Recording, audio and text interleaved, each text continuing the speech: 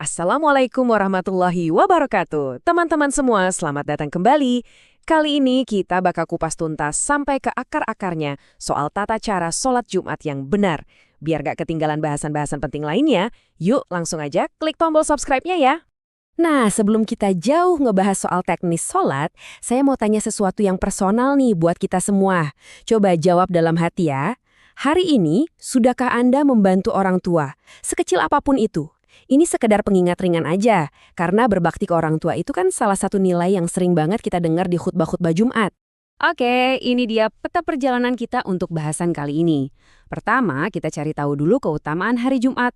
Terus kita masuk ke persiapan sebelum sholat, lanjut ke inti pelaksanaannya, amalan setelah selesai sholat, dan yang gak kalah penting, kita bakal bahas solusinya kalau kita telat. Lengkap kan? Baiklah, kita mulai dari yang pertama. Keutamaan hari Jumat. Kenapa sih hari ini spesial banget? Sebelum kita belajar gimana caranya, kita harus paham dulu kenapanya. Ini penting banget. Jadi, salah satu amalan paling utama yang benar-benar dianjurkan di hari Jumat itu, ya ini, memperbanyak sholawat untuk Nabi kita, Muhammad SAW. Ini tuh bisa dibilang jantungnya amalan di hari Jumat. Dan dasarnya kuat banget loh. Coba kita perhatikan hadis riwayat Baihaqi ini. Rasulullah bersabda, shalawat kita itu bakal diperlihatkan pada beliau. Wow, dan puncaknya, siapa yang paling banyak shalawatnya, dialah yang posisinya paling dekat sama Rasulullah di hari kiamat nanti. Luar biasa banget kan motivasinya?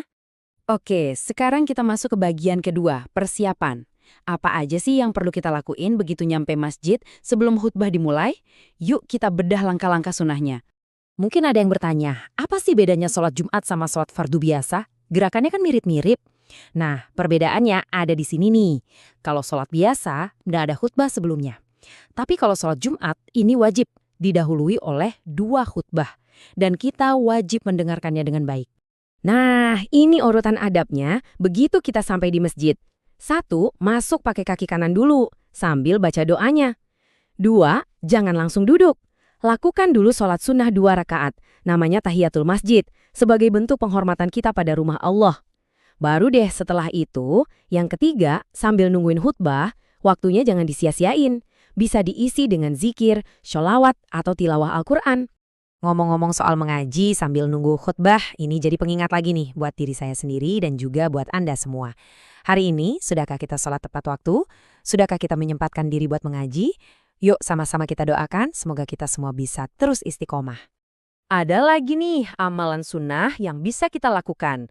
Tepat sebelum khotib naik ke mimbar, kita bisa sholat sunnah qobliyah Jumat. Qobliyah itu artinya sebelum. Jadi, ini sholat sunnah sebelum sholat Jumatnya dimulai. Jumlahnya bisa 2 atau maksimal 4 rakaat. Oke, persiapan sudah. Sekarang kita masuk ke acara utamanya, pelaksanaan sholat Jumat. Ini dia jantung dari seluruh rangkaian ibadah kita di hari Jumat. Prosesnya begini teman-teman. Pertama, dan ini paling penting, dengarkan khutbah dengan saksama. Ini bukan sekedar anjuran, tapi rukun salat Jumat. Jadi nggak boleh ngobrol atau main HP ya. Kedua, setelah 2 khutbah selesai, muazin akan iqomah dan sholat pun dimulai. Ketiga, gerakannya gimana? Sama persis kok kayak sholat fardu lainnya. Dan yang terakhir, keempat, jumlahnya hanya 2 rakaat. Baiklah, syalatnya udah selesai, kita sudah salam, terus langsung pulang. Eits, tunggu dulu, ada beberapa amalan penutup yang sayang banget kalau dilewatkan. Apa aja itu? Poin utamanya adalah jangan buru-buru. Setelah salam, ambil waktu sejenak. Berzikir, berdoa, ini adalah waktu yang mustajab. Nah setelah selesai, baru deh kita keluar masjid. Adabnya, dahulukan kaki kiri dan jangan lupa baca doa keluar masjid. Nah, ini dia nih bagian yang mungkin paling kita butuhkan. Jujur aja, siapa sih yang nggak pernah telat? Jadi, gimana solusinya kalau kita jadi makmum masbuk di sholat Jumat? Sebelum lanjut, kita samakan dulu persepsi. Apa itu makmum masbuk? Sederhananya, makmum masbuk itu adalah sebutan untuk orang yang telat gabung sholat berjamaah. Jadi, dia ketinggalan sebagian gerakan imam. Nah, perhatikan baik-baik tabel ini ya. Karena aturannya beda dari sholat biasa. Skenario pertama, kalau Anda ketinggalan 1 rakaat, artinya Anda masih sempat ikut ruku di rakaat kedua bareng imam. Solusinya gampang, setelah imam salam, Anda tinggal berdiri dan tambah 1 rakaat lagi. Selesai. Tapi skenario kedua, Kalau Anda ketinggalan 2 rakaat, artinya pas Anda gabung, imam udah bangkit dari ruku di rakaat kedua. Nah, ini beda. Anda harus menyempurnakannya jadi 4 rakaat, niatnya sebagai sholat zuhur. Begitu juga kalau Anda ketinggalan sholat Jumatnya sama sekali, ya gantinya sholat zuhur 4 rakaat. Ini poin yang paling penting. Tolong diingat baik-baik.